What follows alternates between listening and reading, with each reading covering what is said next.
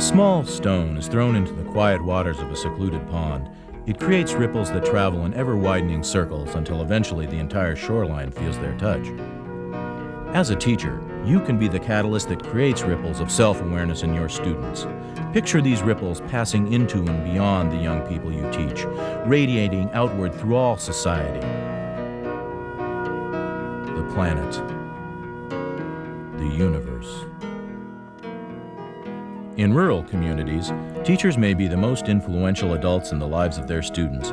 Even your smallest effort to connect with the youth of your community can have far-reaching results. Every teacher has known a resilient student who makes it despite a life riddled with risk factors: poverty, a mentally ill or drug-abusing parent, or violence in the family or neighborhood. My father drinks every day. Yeah, I see myself just as another face in the crowd. Probably I consider him an alcoholic. Drugs and alcohol affect youth greatly, especially drugs now. You know, you can probably be off in the house at your mama's house, somebody can come do a drive-by. So you never should feel safe, you know. My father and my mother, they've been divorced since maybe I was 2 years old. They've been trying to track him down because child support, and since we haven't seen him. We went from a family that was very close and did everything together. It was we had a good family, there's no doubt about it. Sometimes I get nervous because of all the things that are going on. The bottom is something that anybody that saw it or heard about it wouldn't believe. My teachers never liked me. They really do, that's the truth. I don't know why. Bonnie Bernard, a leading research synthesizer from the Western Center for Drug-Free Schools and Communities, suggests that while some children of adversity appear to naturally spring back, all youths can be self-correcting and self-righting if certain resilience factors are fostered.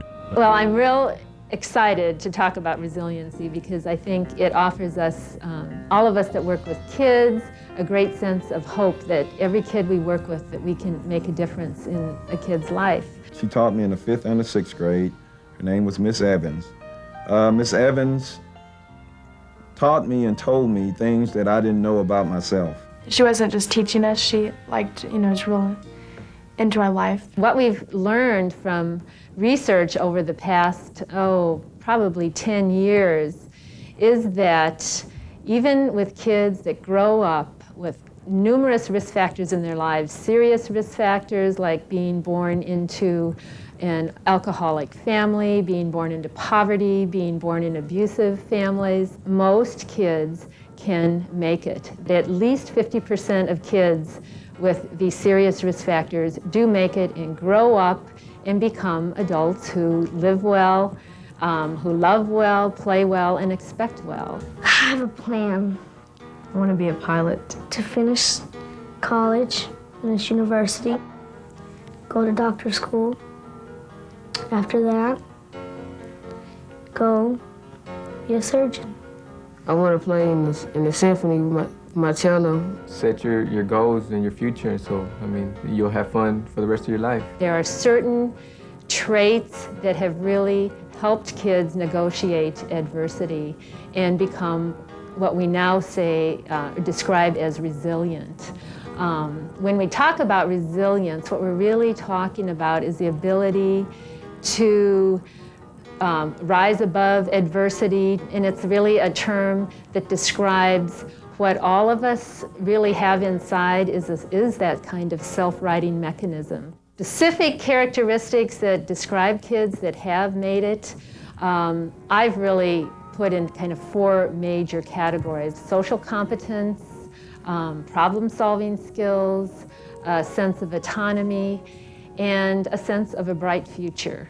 When we look at social competence, what we usually find is kids that are resilient, have a sense of responsiveness to their environment.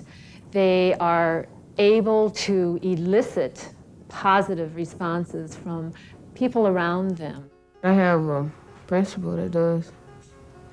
His name was Mr. Dyers. My brother Israel, he was like a father to me. He encourages me with my grades. The thing that's kept me out of trouble is my mother.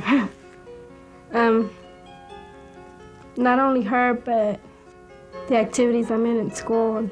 Other characteristics of social competence include being able to be empathic, to be able to care for other people, to develop a sense of really caregiving.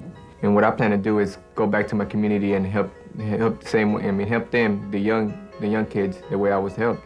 I volunteer there for little kids and make sure that they don't make mistakes like other kids made mistakes. And finally, a trait you see over and over too is that kids use a sense of humor. I mean, we laugh so hard that sometimes it's like we had stomach aches. We ate, we sometimes threw up, that's how much we were laughing. Second major category of resiliency is having good problem-solving skills.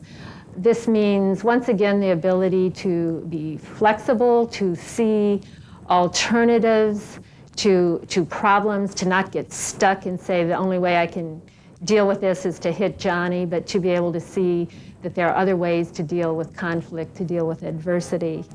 Actually, I would tell my mom and tell her to go up to the school and, talk about the problem, try to figure out, try to solve it.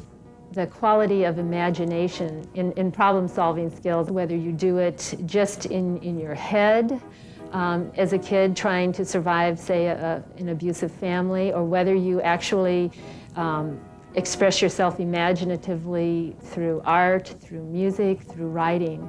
A third major category is a sense of their own autonomy.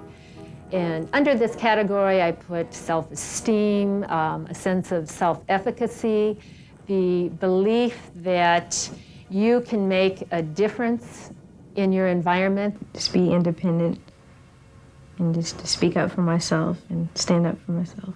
In the category of autonomy, too, is really developing the sense of adaptive distancing, the ability to detach if you are growing up in an alcoholic family, the ability to say that I am not the cause of my parents' alcoholism, I can't control their alcoholism, I can't cure it, but the ability to kind of remove oneself from that real centrifugal pull of the family. Not thinking about it, trying to concentrate on my school and what I want to do, and thinking that I'm going to be something of myself, and I'm going to become something.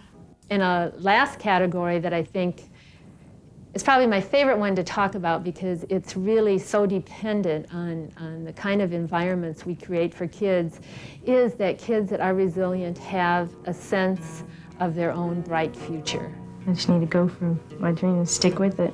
When a kid has hopes and dreams and plans for the future and can see themselves having see themselves in the future and having a positive life, it just goes so far to protect a kid from their immediate stresses and adversities. I expect myself to be more than others, more than my mother.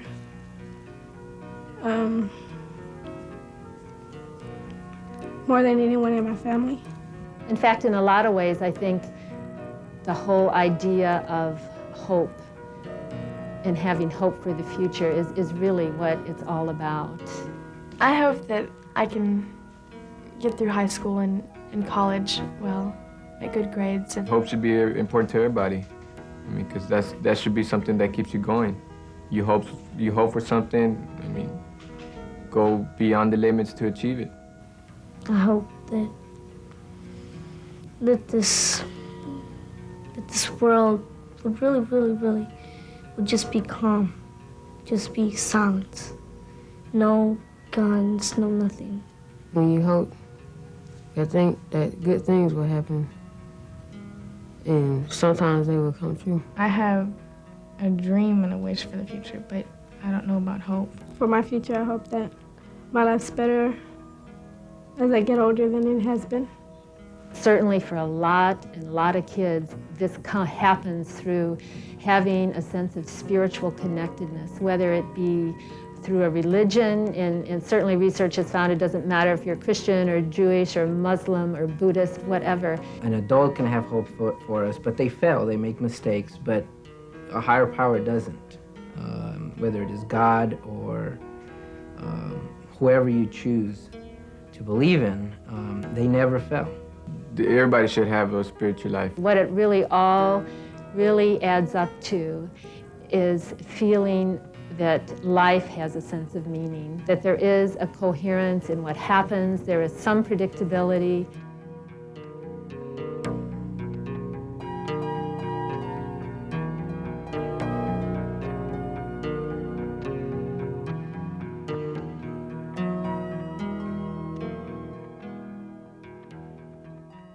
What I see is three major protective factors are an environment that is caring and supportive, an environment that conveys to a child a sense of high expectations and clear positive expectations, and an environment that gives kids lots and lots of opportunities to participate.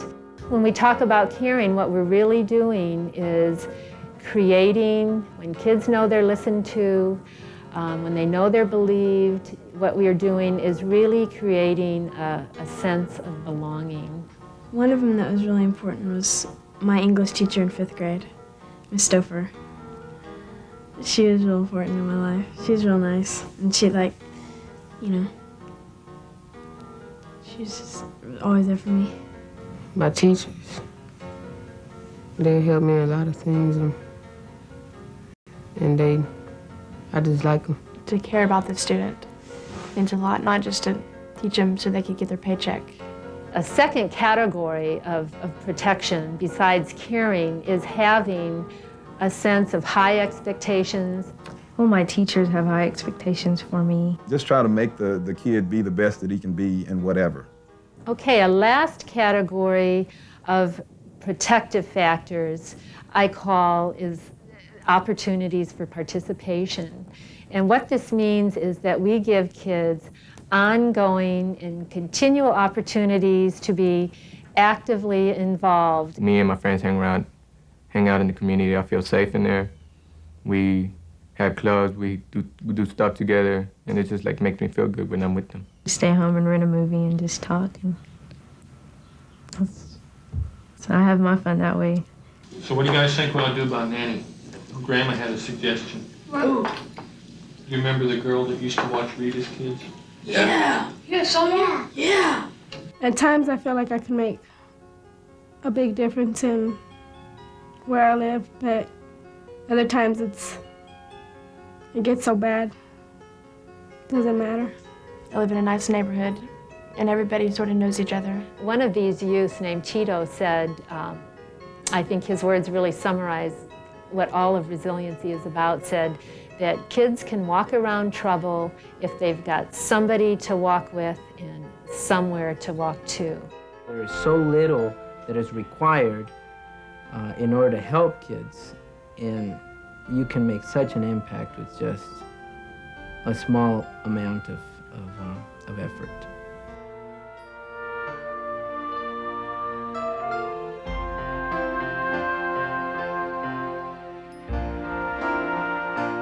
Consider the words of anthropologist Margaret Mead.